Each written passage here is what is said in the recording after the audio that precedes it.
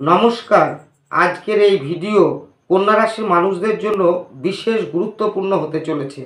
আগামী 1 মে 2024 দেবগুরু বৃহস্পতি মেষ রাশি ত্যাগ করে বৃষ রাশিতে একটি বৎসরের জন্য অবস্থান করবে।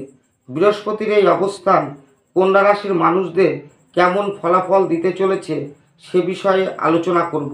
ভিডিওটি দেখার আগে অবশ্যই নতুন হলে চ্যানেলটি সাবস্ক্রাইব করুন, ভিডিওটি ভালো লাগলে লাইক করুন ও বন্ধুদের সাথে শেয়ার করুন। কন্যা রাশির সাপেক্ষে বৃহস্পতি চতুর্থপতি ও সপ্তমপতি এই রাশির নবমে অবস্থান করবে। নবম স্থান থেকে মূলত জাতক জাতিকাদের সৌভাগ্য অথবা দুর্ভাগ্য, উচ্চশিক্ষা, বিদেশ যাত্রা ও ধর্মভাব বিচার করা হয়ে থাকে। সুতরাং কন্যা রাশির নবমে একটি বৎসর ধরে বৃহস্পতির এই অবস্থান এই রাশির মানুষদের ব্যবসা ও কর্মে সৌভাগ্য বৃদ্ধি করবে এবং অর্থ লাভ করিয়ে থাকবে।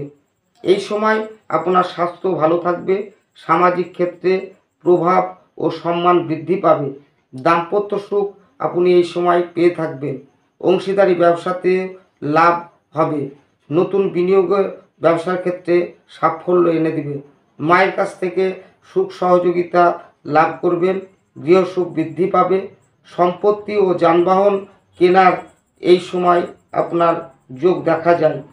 আপনার ঈশ্বর প্রতি এই সময় বৃদ্ধি পাবে। বৃহস্পতির পঞ্চম দৃষ্টি কন্যা রাশিতে থাকায়, নিজ রাশিতে থাকার ফলে শারীরিক সুখ ও সম্মান বৃদ্ধি পাবে। বৃহস্পতির সপ্তম দৃষ্টি কন্যা রাশির তৃতীয় বৃশ্চিক রাশিতে মিত্র মঙ্গলের ক্ষেত্রে থাকায় সাহস, ধৈর্য, কর্মে যোগাযোগ বৃদ্ধি করবে। ভাই বোনদের সাথে সম্পর্ক ভালো থাকবে এবং তাদের কাছ থেকে সহযোগিতা লাভ করবেন। বৃহস্পতির নবম দৃষ্টি কন্যা রাশির পঞ্চমে মকর রাশিতে নিজ ক্ষেত্রে থাকায় আপনার এই সময় বিদ্যাক্ষেত্রে বিশেষ যত্নশীল হতে হবে। যারা উচ্চশিক্ষায় জড়িত আছেন তাদের বাধার মধ্যে দিয়ে সাফল্য পেতে দেখা যাবে। সন্তান ও সন্তানের কর্মক্ষেত্রে ও বিদ্যাক্ষেত্রে কিছু বাধার সম্মুখীন হয়ে থাকবে।